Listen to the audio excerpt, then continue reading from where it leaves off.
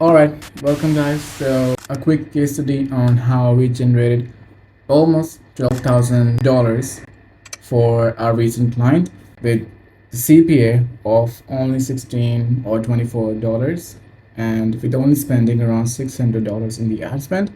But if you stick till the end, I'm gonna show you more interesting strategies. And one thing I'll promise you, just watching this case study would gonna give you more clarity than hiring any media buyer in the world because yeah, we're just best at what we do. And yeah, let's just get into it. All right, so yeah, we are in our good old Google document. Right, again, this is how we generated $12,000 in sales with the CPA of $24.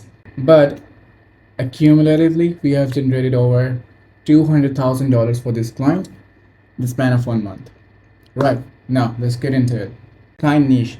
The client is in the motorcycle accessories niche, and the only struggle he had before is he was running Google PMax campaign. It was getting him good results, but he wanted to scale further through Meta ads.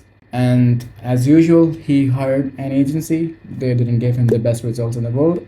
So he came to us and we did our magic, right? Now we're gonna go into the ads manager and see what we did there, right? Now, when I told you we generated almost $200,000 for this client, was actually real. Spend, and this is the old campaign, by the way. This is, we also managed this, but this is our most recent campaign, which we're going to talk about. Our cost purchase for, or cost per acquisition, you can say, for this particular campaign was almost $12. It's insane. We spent $10,000 on the ad spend and we generated $200,000 on the conversion or the gross sales, right? Yeah, but first off, we're going to talk about this campaign, and this is the most recent campaign. This is probably one of our biggest tests we did in our agency, but yeah, let's just get into it. Yeah, so it's one single campaign. We have two ad set. It's the most simplest campaign structure in the world. We haven't complicated anything in this campaign. Right. Two campaigns. One is broad ad set, nothing crazy going on there. Second one is add to carts. People who have added to carts in the last 180 days. But all of this targeting side of things, this is secondary. Like, to be really fair, this is like not the reason the campaign was success.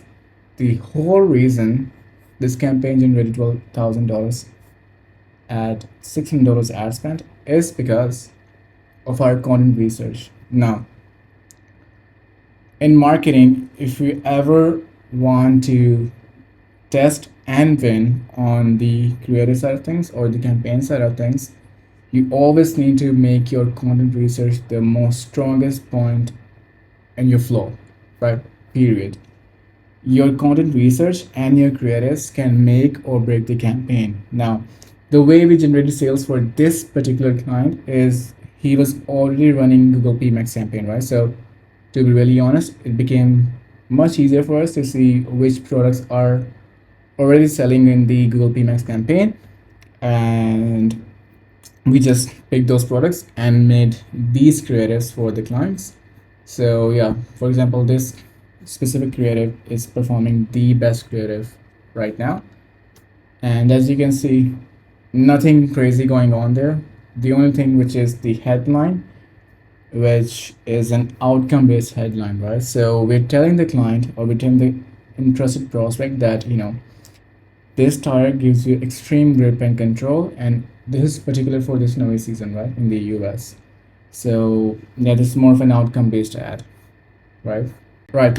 To recap everything, three things that you need to do in order to make your Facebook campaigns successful. First off, you need to have your content strategy right. You need to do a bit of research on your prospect and who you are targeting, right?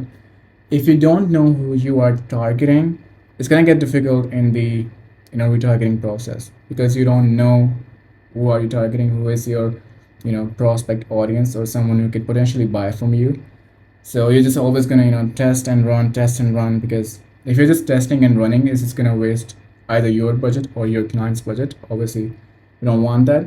the gun is on the client head, it's not on the media buyers or the marketer's head. So it's always crucial to do the content research side of things really tight. So there's less chances of failure and less chances of testing the ad, which I don't think so is really true. You can pretty much win from the one single campaign if you have the strategy right.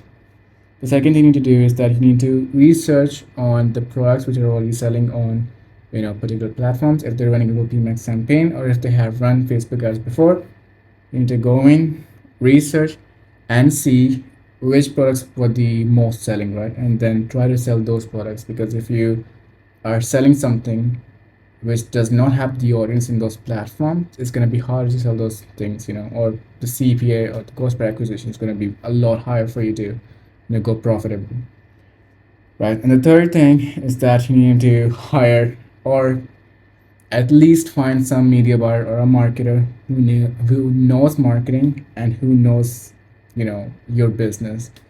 Because I've seen most often people, or and the client specific, they're stuck with, what's our CDR, what's our cost per acquisition is. But as a media buyer and a marketer, you need a team, or you need someone who can go in and who can specifically know about your business. Because at the end, the media buyer's role is not to see how to increase the CDR. The media buyer role is to see how you can grow the business, right? So yeah, that's pretty much it for me. I'm super tired, and yeah, I can't talk anymore. So yeah, if you do want to reach out to me, feel free to book a call from the link in the description or in the Google document somewhere, and I'll make sure to include a client testimonial in this Google document as well, so it looks more or less it. So yeah, I hope you guys had a bit of clarity on what you need to do, and feel free to reach out to me. I'm here. Thank you. Bye.